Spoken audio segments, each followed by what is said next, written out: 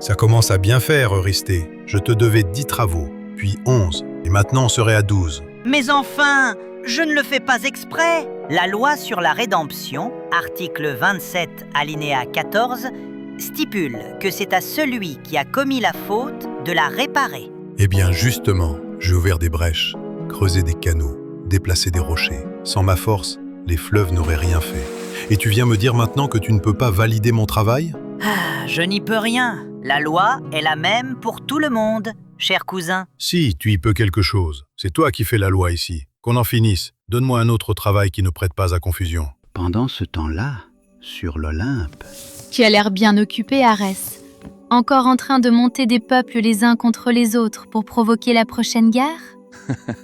Oh, tu sais, les humains n'ont même pas besoin de moi pour ça. Non, je viens de convenir avec Héra d'une nouvelle épreuve pour Héraclès. Elle voulait m'emprunter mes oiseaux anthropophages. Ça n'en finira donc jamais avec ce pauvre Héraclès. Il n'a rien fait, juste eu la malchance d'être le fils de Zeus. Il faut arrêter ce jeu cruel.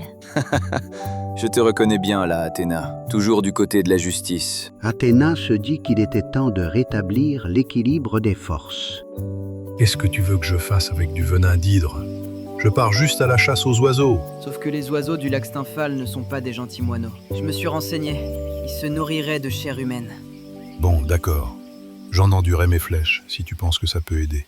Héraclès se mit en route vers le lac de Stymphale, à une journée de marche de Tirynthe. À mesure qu'il quittait les plaines d'Argolide, le chemin devenait plus sauvage, rocheux et escarpé. Et alors qu'il faisait une halte nocturne dans les montagnes, il reçut la visite d'Athéna. Tu n'es jamais vraiment seul, Héraclès. L'Olympe te regarde. Est-ce que les dieux me soutiennent dans ma quête de purification ? Certains te soutiennent, d'autres s'amusent avec toi. C'est pour ça que j'ai tenu à te prévenir. Arès a rendu ses oiseaux invulnérables. Mais que puis-je faire face à des oiseaux de conception divine ? Je ne suis qu'un mortel. Plus que la force, c'est la ruse qui t'aidera à effrayer ces oiseaux. Prends ces crotala qu'a conçu Héphaïstos. Tu penses que ces castagnettes vont les faire fuir, Athéna ? Sérieusement. Mais la déesse avait déjà disparu, laissant Héraclès perplexe.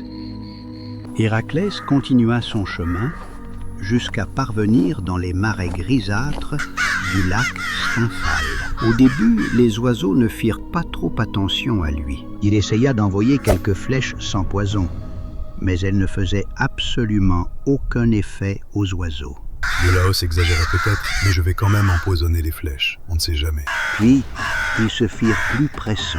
Va falloir me lâcher un peu, les piafs, sinon vous allez tâter de mes flèches. Oui, les oiseaux devinrent vraiment plus pressants et se mirent à poursuivre Héraclès comme une proie.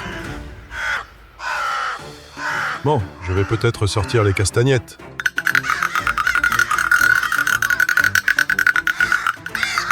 C'est fou ça, les piou-piou n'aiment pas la musique quand ça ne vient pas d'eux. Une fois les oiseaux éloignés, Héraclès décocha de nouveau des flèches, mais cette fois enduites de venin d'hydre.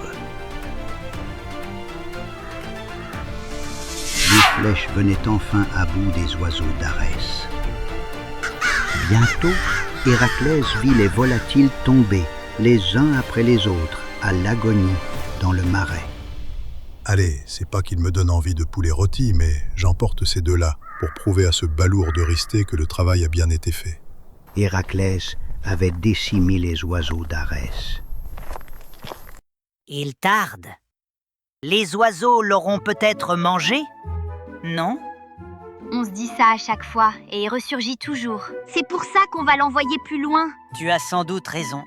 Au pire, ça nous débarrassera de lui pendant quelques mois ou années. Majesté, votre cousin demande audience. Il ramène 2 gros oiseaux bizarres avec lui. Qu'il entre ! Héraclès, nous parlions justement de toi. Bravo ! Tu as fini de débarrasser le royaume d'Argolide de toutes ses nuisances. Mais on avait parlé de 10 travaux. Je ne vais pas abandonner de sitôt. Je veux me purifier. Ne t'inquiète pas, cousin. Même si tu en as fini avec l'Argolide, nous t'avons justement prévu un itinéraire de rêve pour achever tes travaux. Et pour nous assurer que tu les assumes seul, Abder, ici présent, t'accompagnera dans ce voyage. En somme, j'aurai un chaperon ? Mais non, vois-le plutôt comme un assistant. Les voyages forment la jeunesse, pas vrai ? Allez, en route pour la Crète, Héraclès.